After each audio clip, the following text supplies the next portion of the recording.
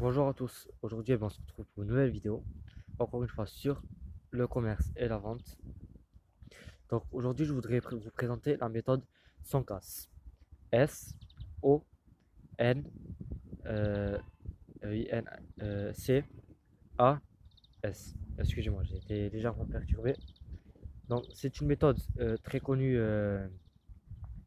par tout ce qui est diplôme national. Donc on peut l'apprendre par exemple sur un CAP ou BEP vente, désolé. Euh, je n'ai rien sorti de mon chapeau. Ça fait très très très longtemps qu'elle existe, cette méthode. Et aujourd'hui, je vais vous la partager tout simplement. Donc le S pour sécurité. Donc je vais également vous donner des arguments de vente pour chaque lettre. Et à la fin de la vidéo, euh,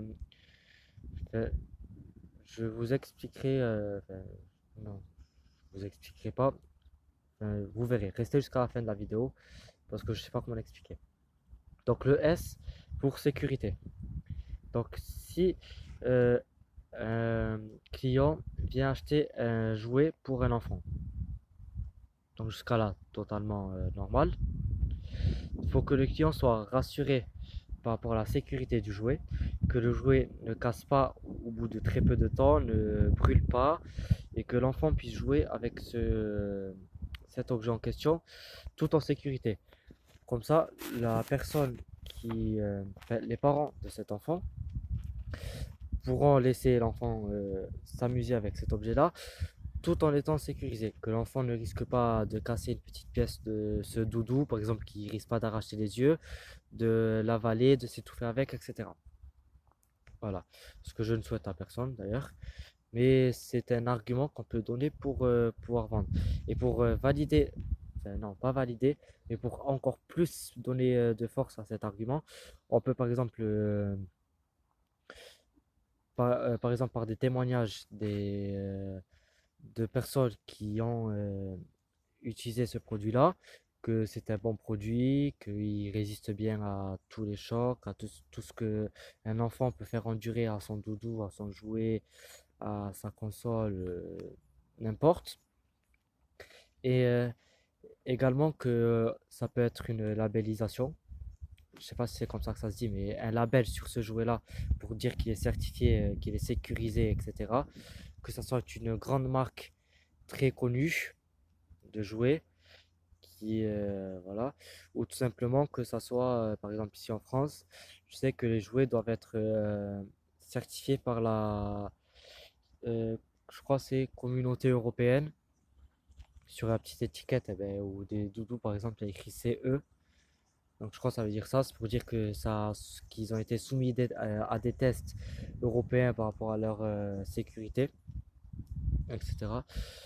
Voilà, donc ça, ben, ça peut être un argument de vente qu'on peut donner à quelqu'un qui chercherait plutôt la sécurité. Voilà, donc on peut aussi l'employer par exemple dans l'automobile. Donc vous voulez vendre une voiture, la personne va être beaucoup plus dans la sécurité. Elle va plutôt chercher à ce que la voiture puisse freiner toute seule lorsqu'elle aperçoit un obstacle. Donc, je ne vais pas plus rentrer dans les termes techniques de automobile, mais que la voiture soit, qu'elle ait beaucoup d'airbags au cas où il y ait un accident, que les personnes à l'intérieur soient totalement en sécurité.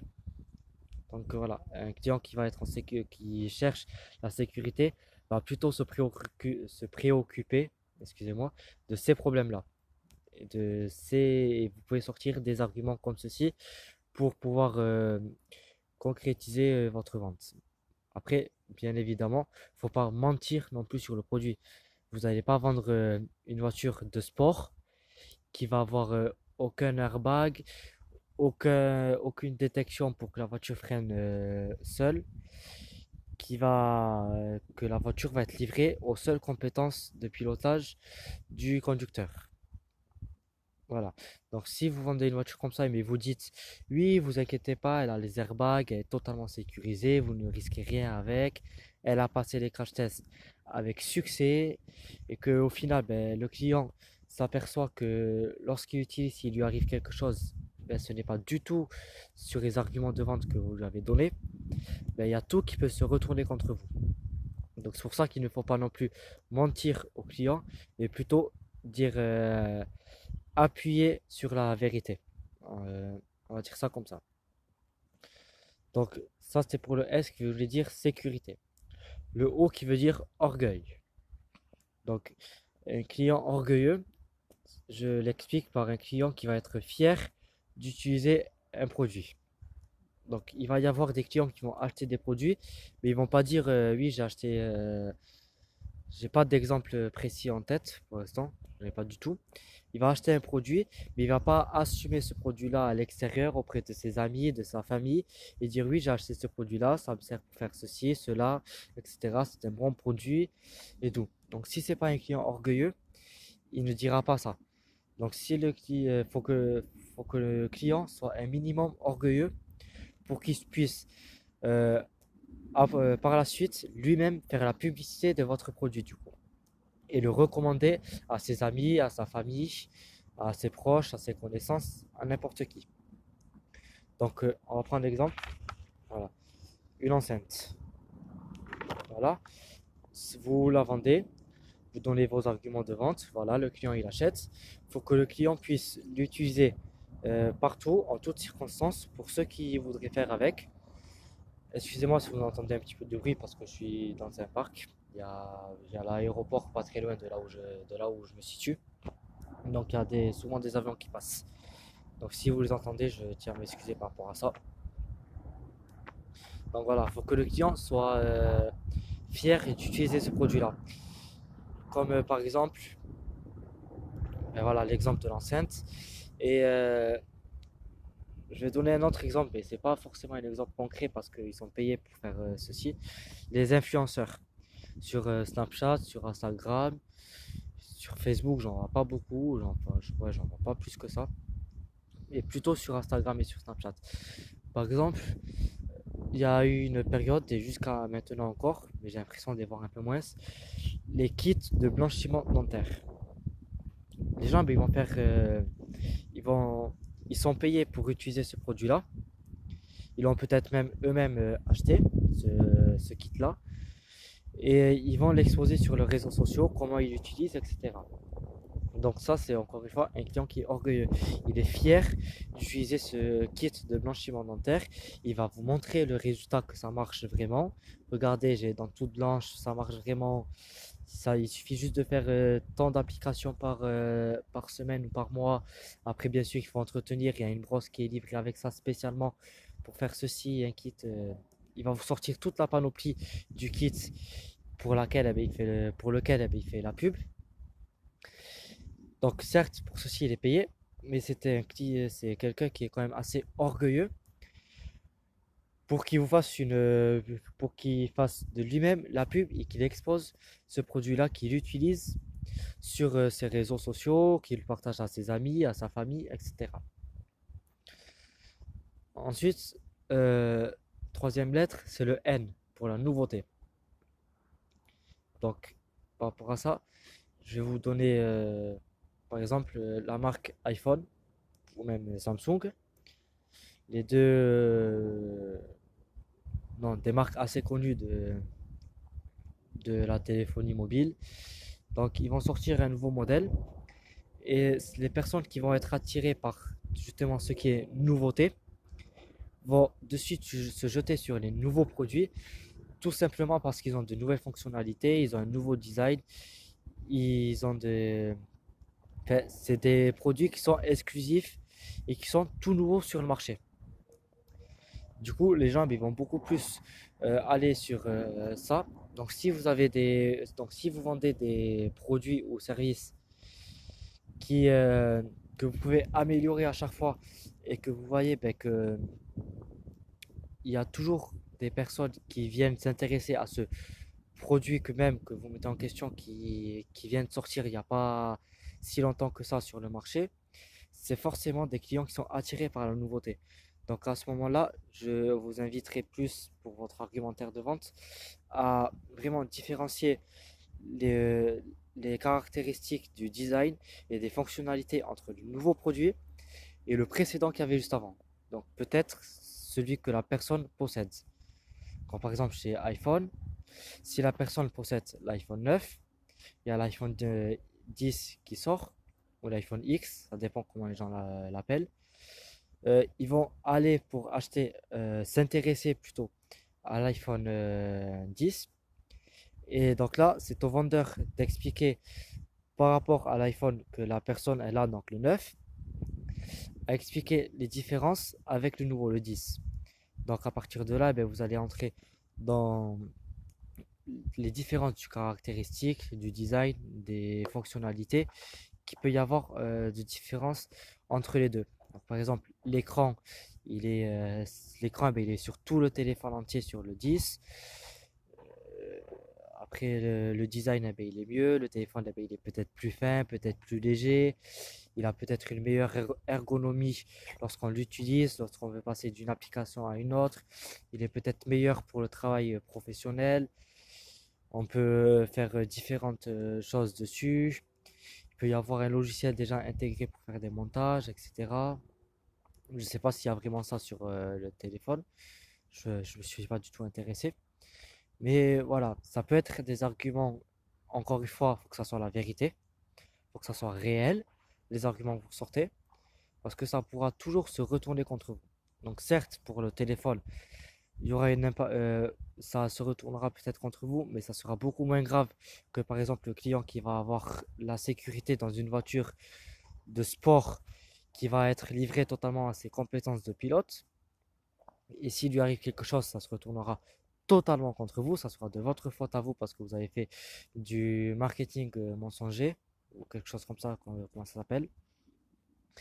Donc voilà. Donc il faut que le client il n'est pas con non plus. Il va savoir si vous voulez le mener en bateau ou si c'est vraiment vrai ce que vous lui dites. Donc je vous invite vraiment à... je sais que par exemple, pour certains biens ou services, les clients, les commerciaux vont plutôt employer un jargon un peu technique, un peu propre aux biens, aux services qu'ils vendent.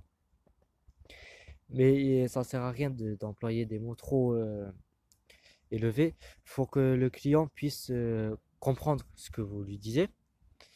Et il faut que ce soit des mots simples. Il ne va pas se casser la tête à essayer de déchiffrer tel, tel mot, ça veut dire telle caractéristique ou quelque chose comme ça. Voilà, donc là, on est au N. Il y a le C, donc pour le confort. Donc là, je vais vous sortir l'exemple, par exemple, l'exemple de la marque Coca-Cola. Voilà.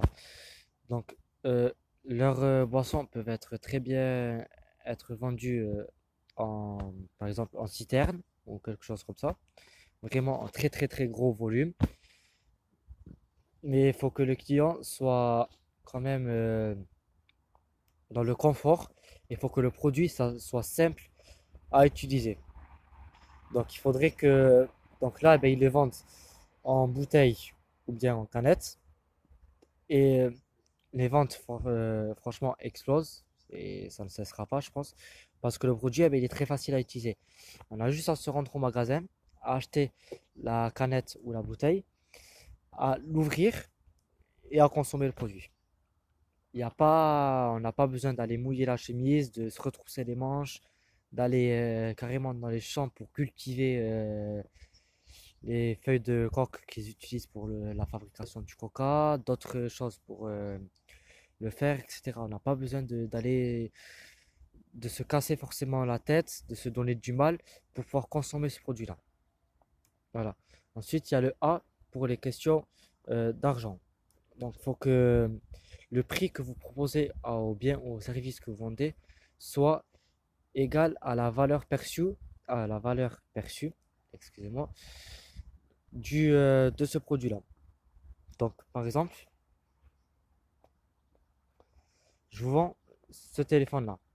Je vous le vends, allez, 20 000 euros. Vous allez me dire, non.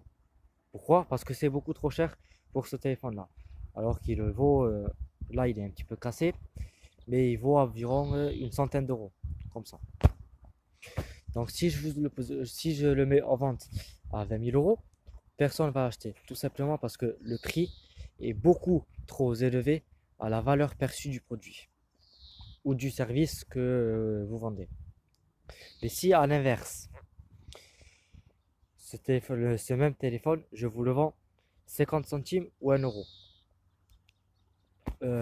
certains vont être intéressés, d'autres vont dire non de suite. Pourtant, le prix est très inférieur par rapport à la valeur perçue du produit.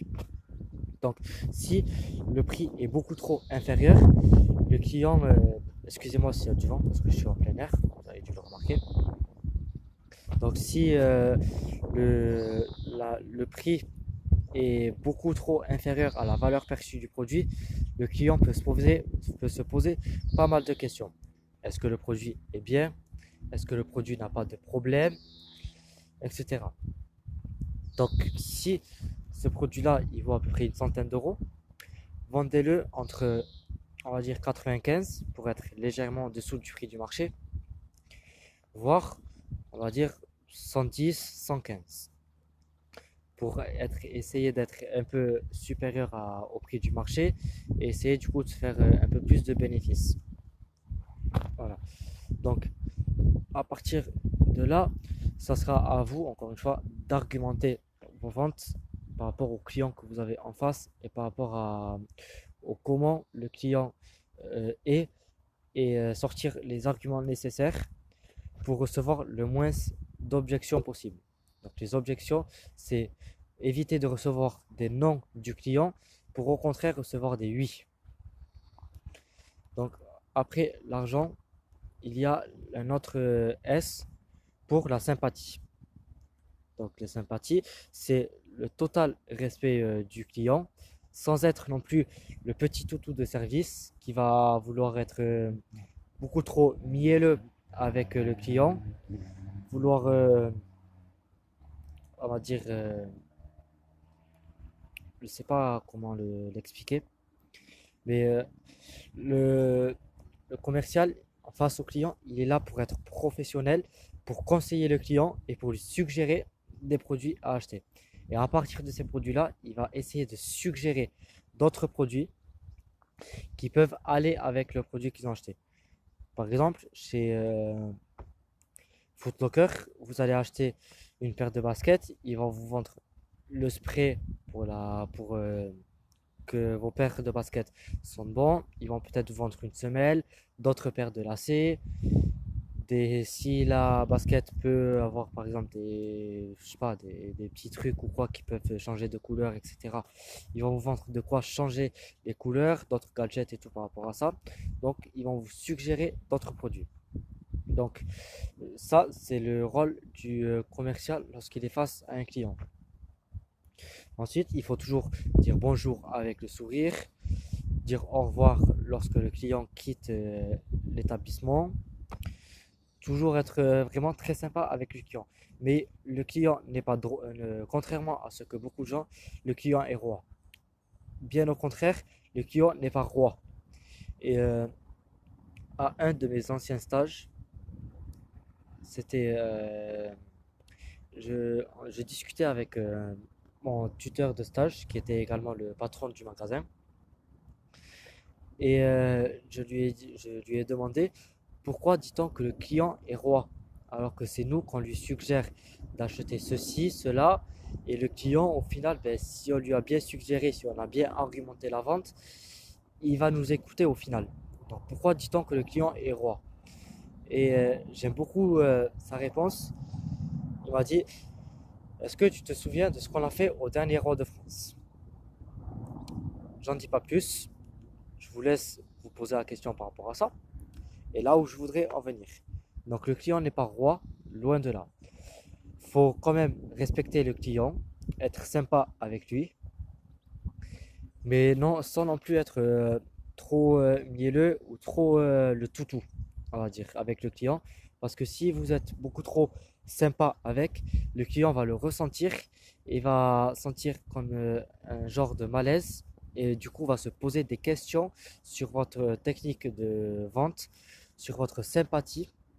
Il va se dire plutôt, d'accord, il est très gentil, c'est très bien, c'est parfait, mais c'est bizarre quand même.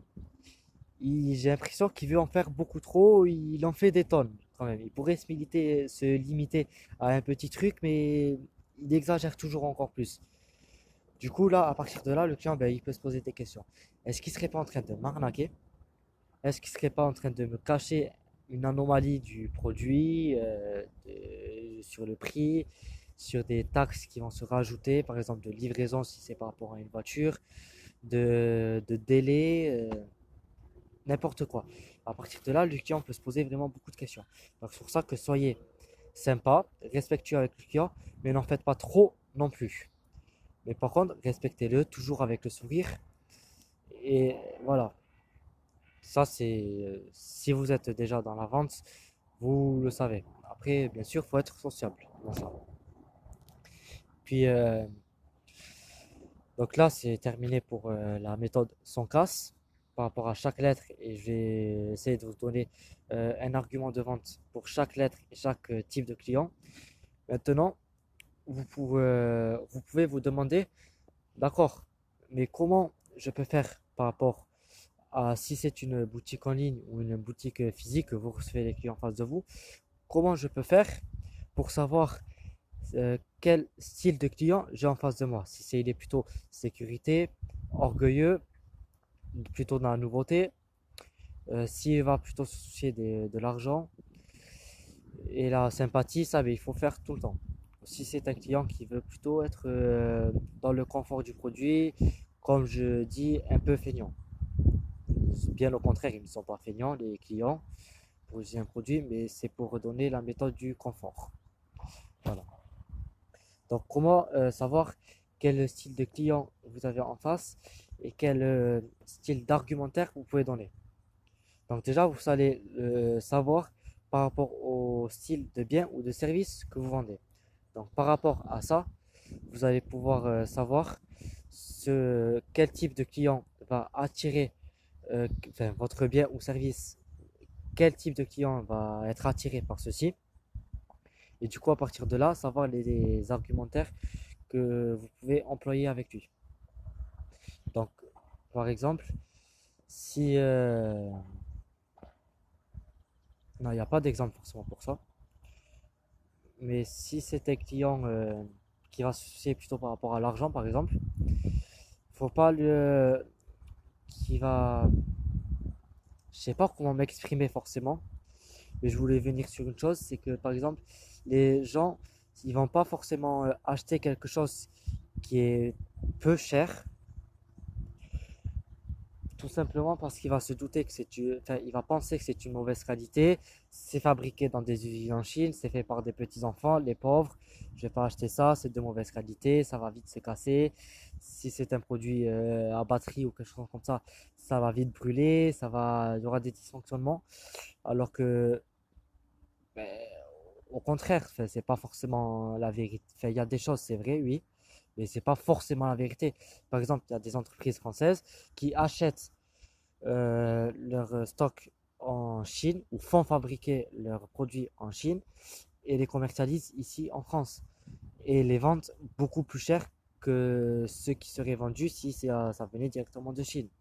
Pourtant, c'est des produits qui viennent de là-bas, mais le client, par rapport à la valeur du produit, va se sentir, on va dire, sécurisé, dire, bon, c'est quelque chose de bonne qualité, j'ai mis le prix, je suis content de ça, je vais pas être déçu, etc. Donc voilà, je voulais venir sur ce point-là aussi.